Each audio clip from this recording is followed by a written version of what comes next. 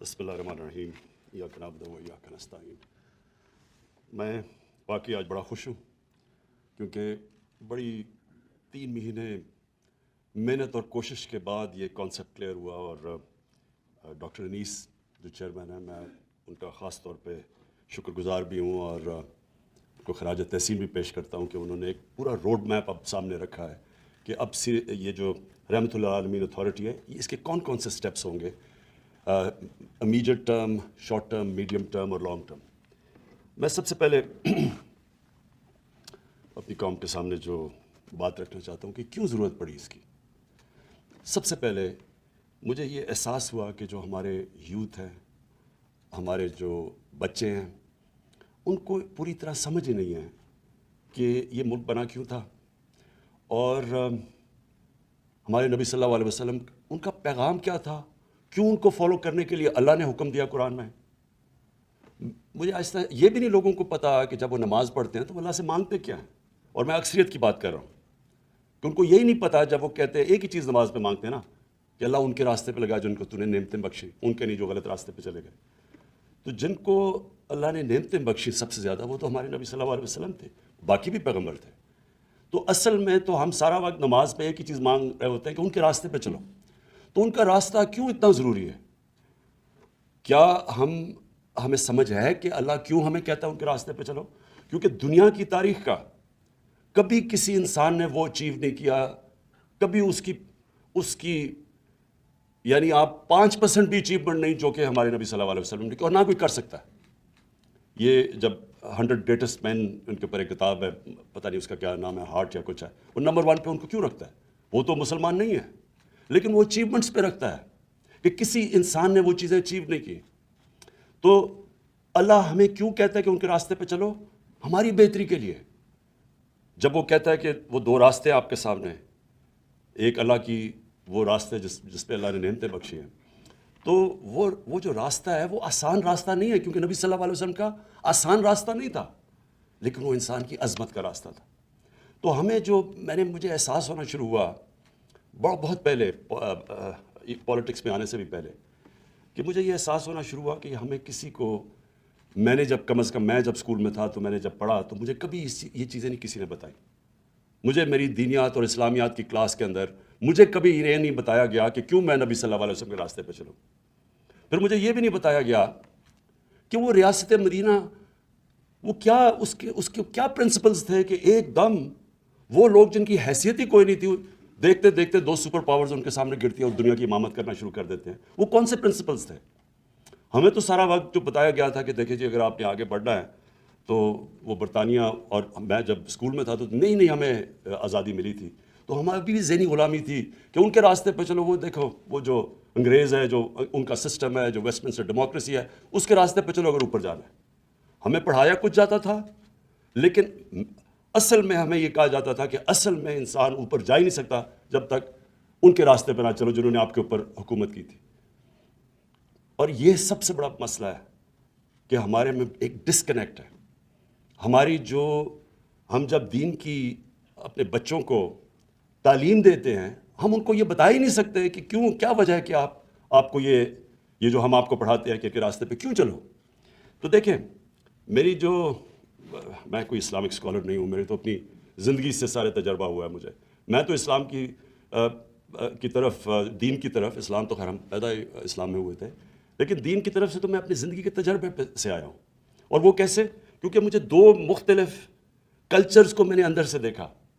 اپنے پاکستان کا تو میں ماں باپ اور ہمارے اسکول کلچر تو دیکھ ہی لیا تھا، لیکن میں نے مغربی کلچر کو اندر سے دیکھا، اور پھر میں نے اپنا تجزیہ کر کے میں پھر ان نتیجوں پہ پہنچا، اور آہستہ آہستہ جو اصل چینج جب میرے میں آیا، جب میں نے نبی صلی اللہ علیہ وسلم کی زندگی پڑھی، ان کی سیرت پڑھی، اسٹڈی کیا اس کو، تو اصل میں تو چینج تب میرے میں آیا۔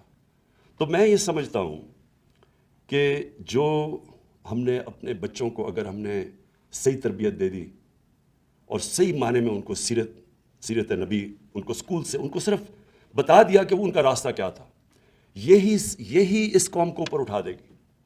کیونکہ کوئی قوم جس کا کیریکٹر بڑا نہیں ہوتا وہ بڑی قوم نہیں بن سکتی۔ تو جو انہوں نے مدینہ میں کیا تھا، انہوں نے سب سے پہلے تو 2 پرنسپلز پہ مدینہ کی ریاست بنائی، عدل اور انصاف اور فلاحی ریاست، اور انہوں نے پھر انسانوں کی کیریکٹر بلڈنگ کی. وہی لوگ تھے، انہوں نے ان کو جو کیریکٹر کی ٹرانسفارمیشن کی، یہی چینج تھا. تو وہ تو دنیا کے سامنے وہ لوگ جو عرب 2 سپر پاورز کے بیچ میں تھے، کوئی حیثیت نہیں تھی. وہ ایک تاریخ ہے، یہ کوئی یعنی باقی اللہ کے پیغمبروں کی تاریخ میں اس طرح ڈیلی زندگی کسی کی بھی نہیں ہے.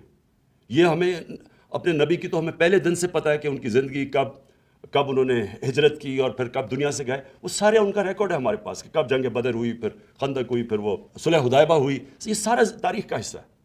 تو ایک سمجھ لیں ہمیں کبھی اپنے آپ سے پوچھتے رہیں کہ یہ کیا ٹرانسفارمیشن تھی کہ ایک دم یہ کہیں بھی دنیا کا اس کی کوئی مثال نہیں ہے کہ ایک دم ٹرانسفارم ہو کے ایک دنیا کی امامت کی. اس لیے اللہ کہتا ہے کہ ان کی زندگی سے سیکھو، ہماری بہتری کے لیے. ہم اگر اس پہ چلیں گے قوم اٹھ جائے گی، اگر انسان ان کو کاپی کرے گا وہ کیریکٹر بڑا ہو جائے گا. پھر جب سے مجھے حکومت ملی تو میں نے یہ کیوں میں نے رحمۃ اللہ علیہ اتھارٹی کا فیصلہ کیا. سب سے پہلے میں کیونکہ مغربی کلچر بھی سمجھتا تھا، اپنا بھی کلچر دیکھا، تو میں نے یہ ریئلائز کیا کہ گورنمنٹ کئی چیزیں نہیں ٹھیک کر سکتی. کیا نہیں ہم ٹھیک کر سکتے؟ مدینہ کی ریاست میں جو قرآن کی آیت ہے امر بالمعروف، اچھائی کے ساتھ کھڑی ہو اور برائی کو ختم کرو، یہ جو برائی کے خلاف کھڑے ہو، یہ جو بیسک جس کو ایک morality یا ایتھکس ایک سوسائٹی کی اس کے اوپر بیس ہوتی ہے. مجھے آہستہ آہستہ احساس ہوا ہمارے ملک میں کہ ہم کرپشن کو ایکسیپٹیبل کر بیٹھے ہیں. یہ سب سے زیادہ ایک معاشرے کو تباہ کرنا ہے. معاشرے کے اندر برائی کو ایکسیپٹ کر جاؤ. جس طرح مولانا رومی سے کسی نے پوچھا کہ قوم کیسے مرتی ہے، اس نے کہا اچھے برے کی تمیز ختم کرتی ہے قوم مر جاتی ہے. اب برائی کو برائی نہ سمجھے، محنت کون کرے گا؟ اگر چوری میں برائی نہیں ہے تو میں کیوں پڑھوں، میں کیوں محنت کروں؟ جب میں آرام سے قبضہ گروپ بن جاؤں یا میں کوئی منسٹر بن کے پیسے بنانا، میں کیوں محنت کروں؟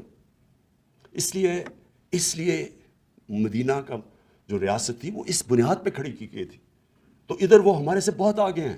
میں نے یہ سارے ملک دیکھے ہیں، آسٹریلیا، نیوزی لینڈ چلے جائیں، کوئی تصور بھی نہیں کر سکتا کہ اتنا سا بھی کسی کے اوپر دھبا آ جائے کرپشن کا، وہ شکل بھی کئی معاشرے میں دکھا سکے. تو یہ اس لیے اپنے بچوں کو ہمیں سیرت نبی پڑھانی ہے، تاکہ ہمارے بچے جب قوم فیصلہ کرے گی کہ ہم نے کسی نے بدی کی، برائی کی، قوم اس کو آئسولیٹ کرے گی. دوسری چیز، جب میں نے پولیس چیفز کو بلایا شروع میں اور کرائم چارٹ دیکھا، آئی جیز کو میں نے کہا کہ کون سی کرائم سب سے زیادہ ہے، اور میں 3 سال پہلے کی بات کر رہا ہوں. مجھے یہاں اسلام آباد آئی جی نے اور پنجاب، انہوں نے کہا جی سیکس کرائم تیزی سے اوپر جا رہی ہے. اور وہاں قصور میں واقعہ ہوا تھا بچوں کے ساتھ چائلڈ پورنوگرافی کا. میں نے بڑے چن کے ایک ڈی آئی جی کو چنا اور میں نے کہا تم خود جا کے، کیونکہ وہاں کچھ پکڑا کوئی نہیں جا رہا تھا. تو ڈی آئی جی نے جب واپس آ کے مجھے رپورٹ دی، تب سے مجھے خوف ہونا شروع ہوا. پہلے تو سیکس کرائم سارے پاکستان میں بڑھ رہی تھی.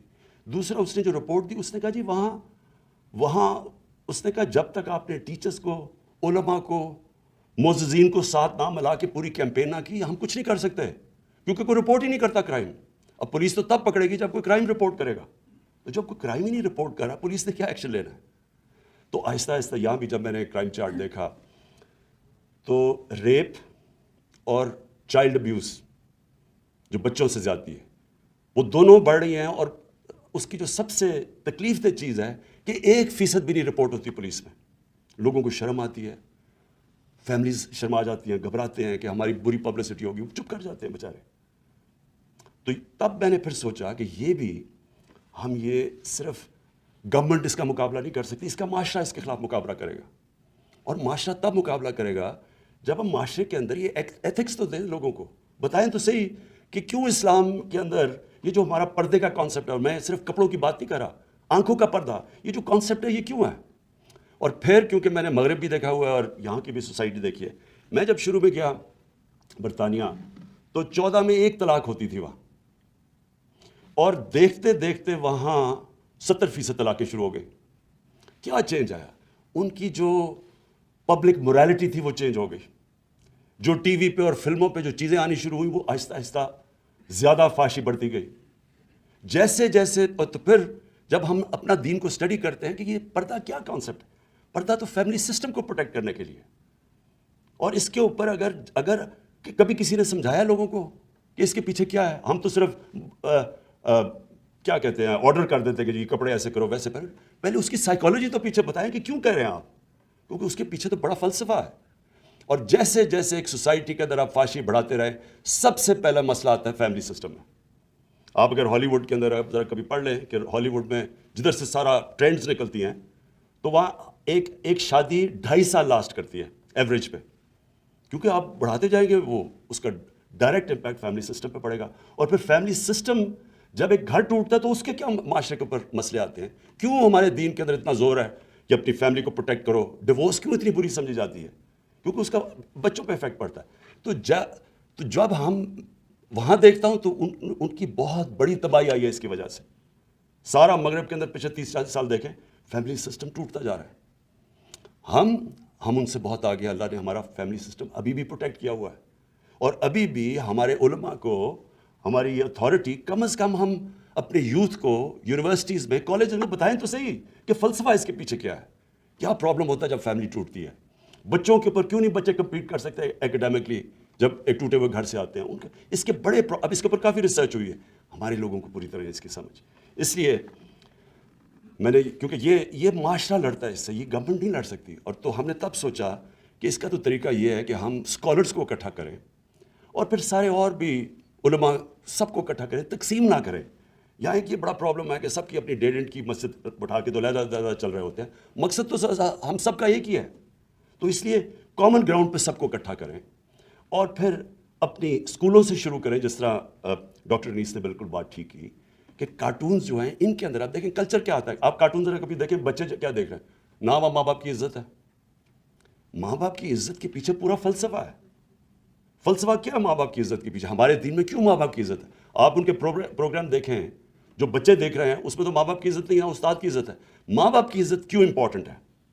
ماں باپ کی عزت اس لیے امپورٹنٹ ہے کہ ماں یا باپ خود جو مرضی زندگی کے اندر گناہ کریں اور برے کام کریں, وہ چاہتے ہیں اپنے بچوں کو ان سے سیکھ کے بچوں کو کہتے ہیں کہ آپ یہ نہ کریں. کیونکہ بچوں کی بھلائی سب سے زیادہ بلوس جو پیار ہوتا ہے وہ ماں باپ کا بچوں سے ہوتا ہے. تو وہ چاہتے ہیں کہ ہمارے بچے کم از کم ٹھیک ہو. اس لیے قرآن میں کہا کہ ماں باپ کی عزت کرو. اس لیے نہیں کہ ماں باپ فرشتے ہیں, اس لیے کہ ماں باپ اپنی جو غلطیاں کی ہیں وہ یہ نہیں چاہتے ہمارے بچے ہماری غلطیاں دہرائیں. اور یہ سارے جو کانسیپٹس سمجھانے ہم نے, یعنی ہم نے سوسائٹی کو جب پوری طرح ان کی تربیت کرنی ہے تو یہ کانسیپٹس ہیں ہمارے دین کے, ان کو عام آدمی کی زبان پہ سمجھانا ہے ہم نے. اور جو آپ نے بڑا اچھا, میں صرف آپ کے سامنے رکھوں کیونکہ ڈاکٹر نیس آپ نے پہلی دفعہ بڑی محنت کر کے ایک پورا روڈ میپ آپ بنایا ہے ہمارے رحمۃ اللہ عالمین کا. تو کیریکٹر بلڈنگ کے لیے, اچھا کیریکٹر بلڈنگ کے اندر لیڈرشپ بھی آ جاتی ہے. دیکھیں لیڈرشپ جو دنیا میں کوئی بھی پیمانے پہ دیکھ لیں تو وہ لیڈرشپ کسی انسان کی نہیں تھی جو نبی صلی اللہ علیہ وسلم کی تھی. اس کی ٹیسٹ کیا تھا کہ جو ان کے ارد گرد تھے وہ سارے لیڈر بن گئے, جو ان کو دیکھتے دیکھتے لوگ لیڈر بن گئے. جو اگر آپ وہ اسلام کی تاریخ پڑھیں اور وہ جو پیریڈ ان کے بعد جب ان کی دنیا کے جانے کے بعد پیریڈ دیکھیں تو اتنے زیادہ عظیم لوگ کبھی اتنی تھوڑے ٹائم ہسٹری میں آئے نہیں ہیں, کیونکہ جو ان کو دیکھ رہے تھے وہ عظیم لوگ بن گئے. تو سب یہ جو لیڈرشپ کانسیپٹ ہے یہ بہت امپورٹنٹ ہے کہ ہم بتائیں تو صحیح اپنے یوتھ کو کہ لیڈرشپ کی وہ کون سی کوالٹیز ہیں. اور پھر ایجوکیشن, بچوں کو یہ جو سیرت کا بتائیں لوگوں کو کہ کیا وہ کون سی کوالٹیز تھی. فیملی سسٹم میں کیا بیٹھا ہوں. انٹرفیتھ کمیونل ہارمنی, یعنی یہ جو ہمارا, ہم کئی دفعہ یہ سمجھتے ہیں, ہم تو تقسیم جو کرتے رہتے ہیں انسانوں کو, ہم یہ ریئلائز نہیں کرتے کہ نبی صلی اللہ علیہ وسلم جو ان کو اللہ نے ٹائٹل دی تھی رحمۃ اللہ عالمین, وہ انسانوں کو, سب انسانوں کے لیے تھے, سب انسانوں کے لیے رحمت بن کے آئے تھے. وہ یونائٹ کرنے آئے تھے انسانوں کو. جو مساک مدینہ تھا وہ جو یہودی بھی تھے, عیسائی بھی تھے, لیکن ان سب کو انہوں نے یونائٹ کیا تھا. تو یہ جو کانسیپٹ ہے, جو ہم تقسیم کرتے ہیں ہر وقت, اگر برے لیڈر کی سب سے بڑی نشانی یہ ہوتی ہے کہ وہ انسانوں کو تقسیم کرتا ہے, اور بڑا لیڈر وہ ہوتا ہے جو ہمارے نبی صلی اللہ علیہ وسلم انسانوں کو اکٹھا کرنا, جو قائد اعظم نے کوشش کی, ہندو مسلم یونٹی کے ایمبیسڈر سمجھے جاتے تھے شروع میں, اور نیلسن منڈیلا نے جو کیا ساؤتھ افریقہ میں, کہ انسانوں کو اکٹھا کیا. اور پھر جو اسلام کا کانسیپٹ ہے, ویسے وہ میں ابھی بھی کہوں کیونکہ میں سب سے زیادہ پیسہ اکٹھا کرتا ہوں, جتنے جو دینی لوگ ہوتے ہیں وہ اپنا فرض سمجھتے ہیں کہ اللہ کی راہ میں دینا. یہ ہمارا بہت بڑا, پاکستان کے اندر ابھی بھی دنیا میں سمجھتا ہوں کہ ہم سب سے زیادہ چیریٹی دیتے ہیں.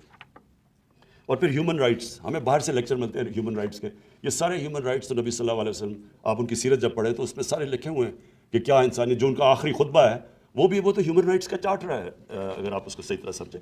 تو میں ڈاکٹر انیس آپ کو یہ آج کہنا چاہتا ہوں کہ ہماری پوری گورنمنٹ کی آپ کی سپورٹ آپ کے ساتھ ہوگی, اور یہ مجھے بڑی خوشی ہوئی کہ یہ ہم اسلامک آئیڈیالوجی کونسل قبلہ اعظم آپ ان کے ساتھ ہوں گے, اسلامک یونیورسٹی اس کے اسکالرز بیٹھے ہوئے ہیں, ان کے ٹیچرز بیٹھے ہوئے ہیں. میں یہ بیسکلی چاہ رہا ہوں کہ دیکھیں یہ اللہ نے جب اس ملک کو بنایا تھا تو یہ بہت بڑی خواب کا نام تھا پاکستان.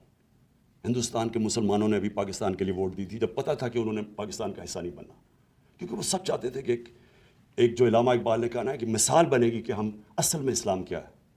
تو وہ جو سفر ہے, اور پھر میں یہ کہہ دوں کہ یہ جو ہم مانگتے ہیں کہ اللہ سیدھے راستے پہ لگا, سیدھے راستے کا سفر شروع ہوتا ہے. وہ اللہ نے یہ نہیں کہا کہ اس منزل پہ پہنچا دیں, انہوں نے کہا نہیں اس راستے پہ لگاؤ, کیونکہ راستہ کے مطلب ایک مسلسل جد و جہد.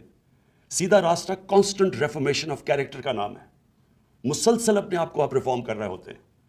اور جو قوم بھی جب اس راستے پہ, اب جب ہم کہتے ہیں ریاست مدینہ, ایک یہ جہاد کا نام ہے. آپ کو جو قانون کی بالادستی یعنی قانون کی حکمرانی قائم کرنا جہاد ہے, کیونکہ آپ کا مقابلہ مافیاز کے ساتھ ہے. وہ نہیں قانون کے نیچے آنا چاہتے, وہ NRO لینا چاہتے ہیں, وہ آپ کو بلیک میل کرتے ہیں کہ ہم آپ کو چلنے نہیں دیں گے جب تک ہماری چوہ پہ چھوٹ نہ دو. تو یہ جہاد ہے, یہ مسلسل ایک معاشرہ جہاد لڑتا ہے اس عظمت پہ پہنچنے کے لیے. انسان بھی لڑتا ہے اپنے کیریکٹر ریفارمیشن میں, اور ایک معاشرہ بھی جو مدینہ کی ریاست کا کانسیپٹ ہے وہ ایک پوری جد و جہد کرتا ہے. انسانیت کا جو کانسیپٹ ہے ہمارے دین کے اندر, مجھے افسوس سے کہنا پڑتا ہے کہ آپ اسکینڈینیویا جائیں, آپ کو تکلیف ہوتی ہے ان کے انسانیت کا نظام دیکھ کے, کتنی زبردست ویلفیئر اسٹیٹ. وہ جانوروں کو کیسے رکھتے ہیں, انسانوں کی تو دور کی بات ہے. میں آپ کو یقین دلاؤں کہ زیادہ تر مسلمان دنیا میں ہم اپنے انسانوں کو ویسے نہیں رکھتے جو آپ اسکینڈینیویا میں چلے جائیں, وہ جانوروں کو جس طرح رکھتے ہیں. تو ہمیں وہ اس سفر آغاز کر دیا شروع. مجھے بڑی خوشی ہے کہ جو ابھی تک ہم نے قدم اٹھائے ہیں یہ کبھی پاکستان کی تاریخ میں کسی نے نہیں پہلے اٹھائے. یعنی جو سب سے بڑی چیز ایک گھر میں بیماری ہوتی ہے تو سب سے بڑا حالات, ان کی تکلیف کیا تکلیف ہوتی ہوگی کہ جب وہ گھر میں کوئی بچہ بیمار, ماں باپ بیمار, کہ ان کے پاس پیسے نہیں ہیں علاج کروانے کے لیے. تو ہیلتھ کارڈ, یہ جو سب سے پہلا کہ سارے گھروں کے اندر ہر خاندان کے پاس 10 لاکھ کی ہیلتھ انشورنس, یہ بہت بڑا قدم تھا. بڑی مشکلوں سے ہم یہاں پہنچے. اور اس کے علاوہ بھی جو ہم نے جو احساس کے پروگرامز لے کے آئے ہیں سامنے, یہ بھی سب کبھی اتنا زیادہ پیسہ کسی گورنمنٹ نے خرچ کیا.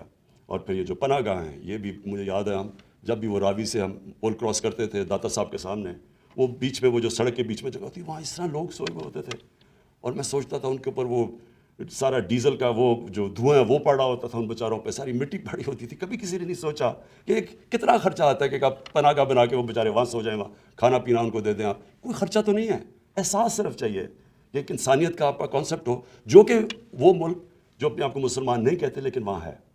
تو میں پھر سے اپنی اتھارٹی کو آج جو ممبرز ہیں ہمارے, جو آپ نے ڈاکٹر نے سب کو انٹروڈیوس کروا دیا, اور میں ایجوکیشن ڈپارٹمنٹ کا میں کہنا تھا کہ شفقت محمود جو ہمارے منسٹر ہیں, ان کی پوری آپ کو کوآپریشن ملے گی, پرائم منسٹر آفس کی ملے گی, جتنی بھی گورنمنٹ کی ڈپارٹمنٹس ہیں ہم آپ کے ساتھ پورا کھڑے ہوں گے.